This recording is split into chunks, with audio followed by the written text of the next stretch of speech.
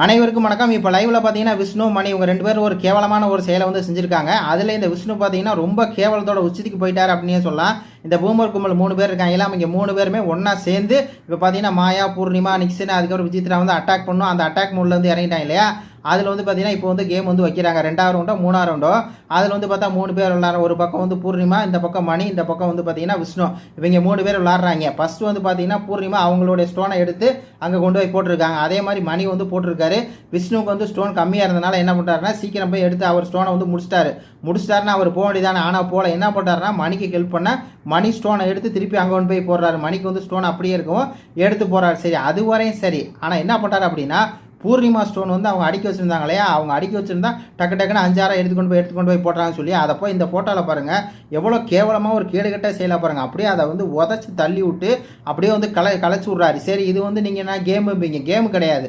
ஏன்னா இந்த பூமர் கும்பல் என்ன பண்ணுதுன்னா திட்டமிட்டே வந்து அவங்கள அட்டாக் பண்ணும் அப்படிங்கிறனால என்ன பண்ணுதுன்னா இந்த மாதிரி வந்து ஒரு கேடுகட்ட செயலை ஒரு கேவலமான செயலை வந்து செஞ்சுட்டு இருக்கு. அதுவும் இந்த பூமர் மணிக்கு வந்து தினேஷ் எதுக்கு உதவுறாரு, இதுதான் வந்து பார்த்தீங்கன்னா ஃபேவரிட்ஸ் இண்டிவிஜுவலாக விளாடல அப்படின்னு சொல்லி அர்த்தம். இதுக்கு வந்து பார்த்தீங்கன்னா அவங்க வந்து சொல்கிறாங்க, அர்ச்சனாவே சொல்லுது இந்த மாதிரி நீங்கள் விளையாடாதீங்க, இது வந்து தவறானது அப்படின்னு சொன்னால் அங்கே இருக்க பெரிய பூமர் வந்துட்டு அப்படி கிடையாது, விளாட்லாம், அதெல்லாம் ஒன்றும் கிடையாது, விளாட்லாம், நீங்கள் எதுக்கு இதெல்லாம் சொல்கிறீங்க, அவங்க தான் சூப்பர்வைசர்னு சொல்லியிருக்காரு பிக் பாஸ்.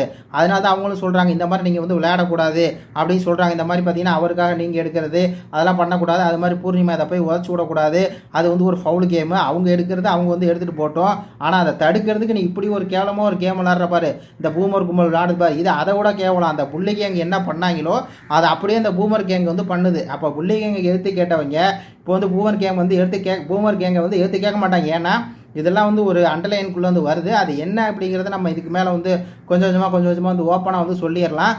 அவங்க எப்படி ஒரு குரூப்பாக சேர்ந்து ஒரு புல்லிங் பண்ணாங்களோ அதுக்கு வந்து கொஞ்சமும் செலக்ட் இல்லாமல் இந்த இப்போ பார்த்தீங்கன்னா இந்த பூமர் கும்பலை செஞ்சுருக்கு. அது இந்த சின்ன பூமர் மணி வந்து ஒரு இளவுக்கு லாய்க்கல அப்படியே வச்சுருக்கான் ஃபுல்லாக. பூர்ணிமா பார்த்தீங்கன்னா செம ஹார்ட் ஒர்க் பண்ணி அதை அப்படியே மொத்தமாக தூக்கி கொண்டு போய் போடுது.